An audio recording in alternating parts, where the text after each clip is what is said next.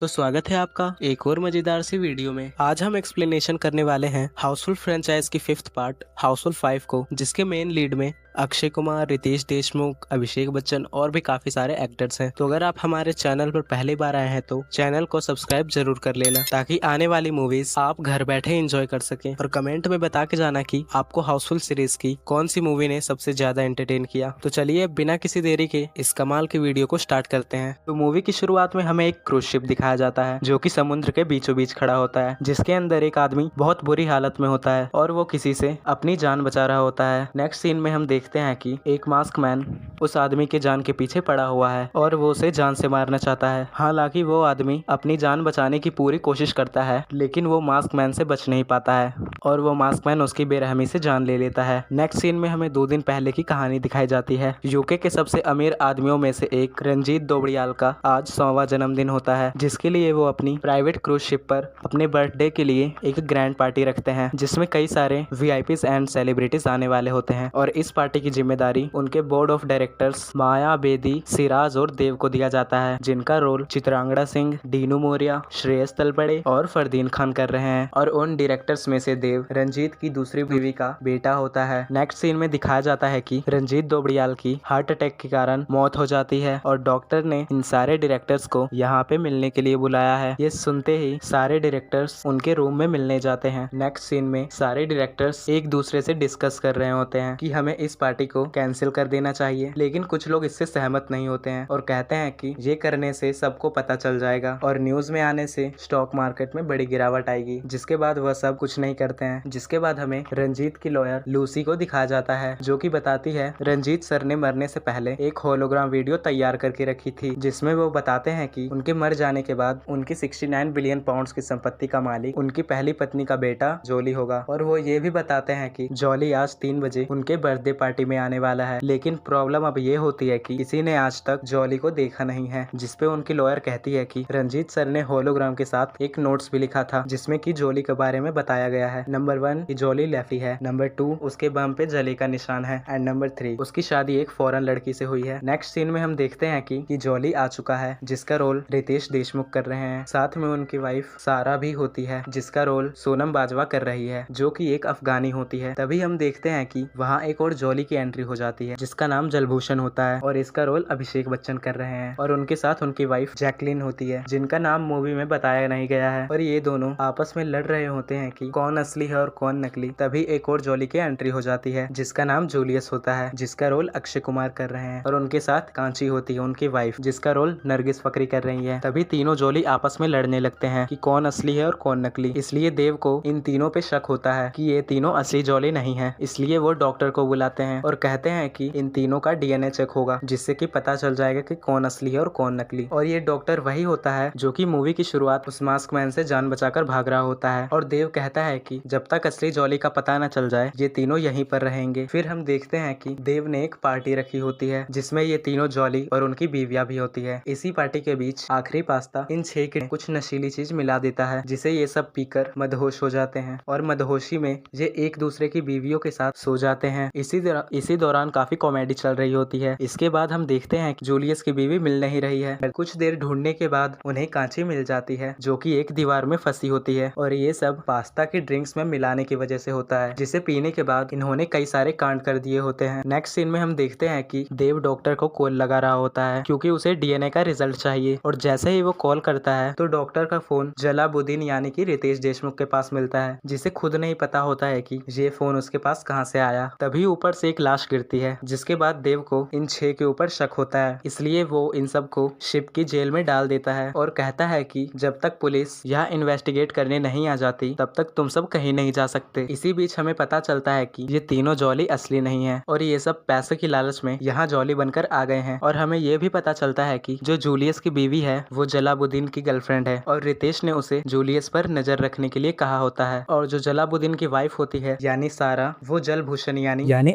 अभिषेक बच्चन की गर्लफ्रेंड होती है, जिसे उसने जलालुद्दीन के साथ रहने के लिए कहा होता है और वो इंतजार कर रहे होते हैं कि जब वो आएंगे तब असली किलर का पता चल जाएगा। नेक्स्ट सीन में हम देखते हैं कि संजय दत्त और जैकी श्रॉफ को देखते हैं, जिनका नाम भीड़ू और बाबा होता है, जो कि यूके के कॉप्स होते हैं और क्योंकि उनसे कोई केस सही से हैंडल नहीं होता है, उन्हें सस्पेंड कर दिया जाता है। नेक्स्ट सीन में माया भीड़ू और बाबा को कॉल करके शिप पे बुलाती है कि वे दोनों इस केस को हैंडल करें और असली किलर का पता लगाएं। नेक्स्ट सीन में हम देखते हैं कि सारे जॉलीज जेल की चाबी चुरा लेते हैं, जिसके बाद वो सब जेल की लॉक खोलकर भाग जाते हैं और डेड बॉडी को समुद्र में फेंकने के लिए ले जा रहे होते हैं ताकि वे फंस न जाए। लेकिन वो जैसे ही जा रहे होते हैं कि तभी बाबा और भीड़ू उनके सामने आ जाते हैं और ये तीनों बोलने लगते हैं कि हमने असली किलर का पता लगा लिया है, जो कि बेदी है। लेकिन उन्हें पता नहीं होता है कि जिस लाश को वो पकड़े हुए हैं वही बेदी है, जिसे किसी ने कुछ समय पहले मार दिया होता है। और ये तीनों गलती से रंजीत की बॉडी की जगह बेदी की डेड बॉडी को उठा लेते हैं, जिसे देखकर वो खुद शॉक हो जाते हैं, जिससे बाबा और भीड़ू को इन तीनों पे शक हो जाता है और वो तीनों से पूछताछ करने लगते हैं। पर पूछताछ करने के बाद पता चलता है कि ये तीनों असली किलर नहीं है, जिसके बाद वे और ज्यादा इन्वेस्टिगेट करने लगते हैं और उन्हें कुछ सुराग भी मिल जाते हैं, जिससे कि उन्हें पता चल जाता है कि किलर कौन है और वो सबको एक जगह इकट्ठा होने के लिए बोलते हैं। जिसके बाद वे किलर का नाम बताते हैं, जो कि देव होता है, जिसे जानकर सब शॉक हो जाते हैं। तभी देव कहने लगता है कि मैं किलर नहीं हूँ, पर कोई भी उसकी बात पर विश्वास नहीं करता और उसे जेल में डाल दिया जाता है। लेकिन जाते समय देव जूलियस से बोलता है कि वो किलर नहीं है और वो प्लीज उसकी हेल्प करें। इसलिए जूलियस इसके बारे में थोड़ा सोचता है और असली किलर का पता लगाने के लिए उस जगह जाता है जहाँ पर खून हुआ था। वहाँ पे जाने के बाद जूलियस को एक हैंडबैंड का डायमंड मिलता है और ये हैंडबैंड सिर्फ उन्हीं के पास होता है जो मेन मेंबर्स होते हैं। और अब जूलियस पता लगाने के लिए एक पार्टी के दौरान सबके हाथ पकड़कर चेक कर रहा होता है कि ये डायमंड किसके हैंड से मिसिंग है। तभी हमें पता चलता है कि ये डायमंड किसी और के हैंडबैंड का नहीं बल्कि शिप के कैप्टन का होता है, जिसका रोल निकितन धीर कर रहे हैं, जिसे आप थंगावली के नाम से भी जानते होंगे। और ये जैसे ही जूलियस को पता चलता है वो ये बात बाबा और भीड़ू को बता देता है और जैसे ही वे सब कैप्टन को पकड़ने जाते हैं तभी शिप की सारी लाइट्स चली जाती है और थोड़ी देर के बाद जैसे ही लाइट्स आती हैं तो हम देखते हैं कि कैप्टन का किसी ने खून कर दिया है। लेकिन ये बात भीड़ू और बाबा को पता नहीं होती है, इसीलिए वे कैप्टन को पकड़े रहते हैं। तभी यहाँ पे उनके सीनियर कॉप डगड़ू की एंट्री होती है, जिनका रोल नाना पाटेकर कर रहे हैं। और जैसे ही वो लाश को भीड़ू और बाबा के साथ देखते हैं तो उन्हें शिप की जेल में डाल देते हैं और देव को जेल से बाहर निकाल देते हैं, जिसके बाद वो खुद इस केस को इन्वेस्टिगेट करने लगते हैं, जिससे उन्हें पता चलता है कि इस शिप में जितने भी लोग हैं उन्होंने अपने पास्ट में कोई ना कोई जुर्म किया है, इसीलिए वे सारे लोग जेल में जाएंगे। और वो ये भी कहते हैं कि उन्हें पता है कि किलर कौन है, लेकिन वो किलर का नाम आज नहीं बताएंगे क्योंकि आज उनकी पूजा होती है, इसलिए वो कहते हैं कि वे कल किलर का नाम बताएंगे। इसी के साथ वे अपने रूम में चले जाते हैं। दूसरी तरफ हम देखते हैं कि जूलियस शिप में जितने भी लोग हैं वो उन्हें डब्रू को जान से मारने का प्लान बताता है ताकि वे सब जेल जाने से बच जाए। तभी हम देखते हैं कि उसी रात एक मास्क मैन डब्रू के रूम में उसे मारने के लिए जाता है और उसे मार देता है। तभी हम देखते हैं कि जिसे उसने मारा है वो डब्रू है ही नहीं बल्कि वो पहले से मरी कोई लाश है और डब्रू वहीं पे छुपा हुआ होता है। और जैसा ही मास्क मैन अपना मास्क उतारता है वैसे ही डब्रू सामने आ जाता है और हमें पता चल जाता है किलर कोई और नहीं बल्कि देव है। पकड़े जाने पर देव डब्रू से कहता है कि मैं किलर नहीं हूँ। हमें जूलियस ने भड़काया होता है कि डब्रू को मार दो जिससे हम बच जाएंगे और मैं खुद को बचाने के लिए ही आपको मारने आया था, लेकिन मैंने डॉक्टर या कैप्टन किसी का खून नहीं किया। और बोलने लगता है कि असली किलर जूलियस है। तभी वहाँ पे जूलियस भी आ जाता है, जिसे देखकर देव शॉक हो जाता है। तभी जूलियस बोलता है कि ये सब डगड़ू सर का प्लान था असली किलर का पता लगाने के लिए। उन्होंने खुद मुझे कहा था तुम सबको भड़काने के लिए और कहा था कि असली किलर में ही इतना दम हो सकता है जो कि उन्हें मारने जाएगा। लेकिन देव बोलता है कि जब वो शिप की जेल में था तब भी कैप्टन का खून हुआ था, इसलिए वो असली किलर नहीं है। और जैसे ही वो रूम से बाहर जाने वाला होता है तभी हम एक और मास्क मैन को देखते हैं, जिसे देखकर डब्रू और जूलियस दोनों शॉक हो जाते हैं और देखते ही देखते वो मास्क मैन देव को चाकू मारकर वहाँ से भागने लगता है। तभी जूलियस उसे पकड़ने के लिए उसके पीछे भागता है। भागते भागते वो दोनों शिप के कंट्रोल एरिया में पहुंच जाते हैं, लेकिन थोड़ी ही देर में जूलियस उसे पकड़ लेता है और शिप के बाकी लोग भी वहाँ पे पहुंच जाते हैं और उनके साथ साथ बाबा और भीड़ू भी आ जाते हैं। और जैसे ही मास्क मैन अपना मास्क उतारता है हम देखते हैं कि वो कोई और नहीं बल्कि जलभूषण होता है, यानी अभिषेक बच्चन, जिसे देखकर सब शॉक हो जाते हैं। वहीं दूसरी तरफ देव मरा नहीं होता है बल्कि मरने की एक्टिंग कर रहा होता है और वो डब्रू को जैसे ही पीछे से मारने वाला होता है डब्रू उसे देख लेता है और उसे दूर गिरा देता है और कहता है कि मुझे पता था कि इस शिप में एक नहीं बल्कि दो किलर हैं। दूसरी तरफ हम देखते हैं कि जलभूषण बताता है कि मैंने और देव ने मिलकर पहले ही नेगोशिएट कर लिया था कि वो इस संपत्ति का 50-50 कर लेंगे, जिसके लिए देव ने जलभूषण का डीएनए बदल देता है। लेकिन ये करते हुए डॉक्टर देव को देख लेता है, इसीलिए देव उस डॉक्टर को जान से मार देता है और इसी बात का पता बेदी को भी पता चल जाता है, जिसके बाद देव उसे भी मार देता है और डॉक्टर का खून होने वक्त कैप्टन होता है। इसीलिए कैप्टन पर जैसे ही बाबा और भेड़ू का शक जाता है तो जलभूषण शिप की सारी लाइट्स काट देता है और कैप्टन को चाकू मार देता है, क्योंकि वो आई विटनेस होता है और उसे ये सब पता चल जाता है। दूसरी तरफ डब्रू और देव में फाइट हो रही होती है। तभी देव शिप के बड़े वाले फैन को ऑन कर देता है, जिससे वहां खड़े सारे लोग बाहर की ओर खींचे जा रहे थे और दोनों लड़ते लड़ते वो दोनों भी उसी जगह आ जाते हैं और हवा में उड़ने लगते हैं। और जैसे ही वो सब फैन से कटने वाले होते हैं तभी कोई उस फैन को बंद कर देता है, जिसके बाद सारे बच जाते हैं और हमें दिखाया जाता है कि जिसने उस फैन को बंद किया है वो कोई और नहीं बल्कि रंजीत दौड़ियाल का असली बेटा जॉली होता है, जिसका रोल बॉबी देओल ने किया है। और वो कहता है कि मैं यहाँ पर डैड की दौलत लेने नहीं आया हूँ, इसीलिए ये सब पैसे तुम लोग आपस में बांट लो। जिसे सुन वे सारे लोग खुश हो जाते हैं और आपस में पैसे बांट लेते हैं। वहीं जलभूषण और देव को जेल में डाल दिया जाता है और बाबा और भेड़ू को भी वापस पुलिस फोर्स में ले लिया जाता है और सब खुशी से रहने लगते हैं और यहीं पे ये मूवी एंड हो जाती है। तो गाइज ये हाउसफुल 5 मूवी की स्टोरी। और गाइज ये मूवी सुनने में जितनी सिंपल लग रही है उससे कहीं ज्यादा ये मूवी एंटरटेनिंग है और मूवी में बहुत सारे कॉमेडी सीन्स हैं जिन्हें एक्सप्लेन नहीं किया जा सकता। इसीलिए आप सब भी इस मूवी को जरूर देखना और अगर आपने ये मूवी देख ली है तो कमेंट में जरूर बताना कि आपको ये मूवी कैसी लगी। तो मिलते हैं किसी और मूवी के एक्सप्लेनेशन में, तब तक के लिए बाय।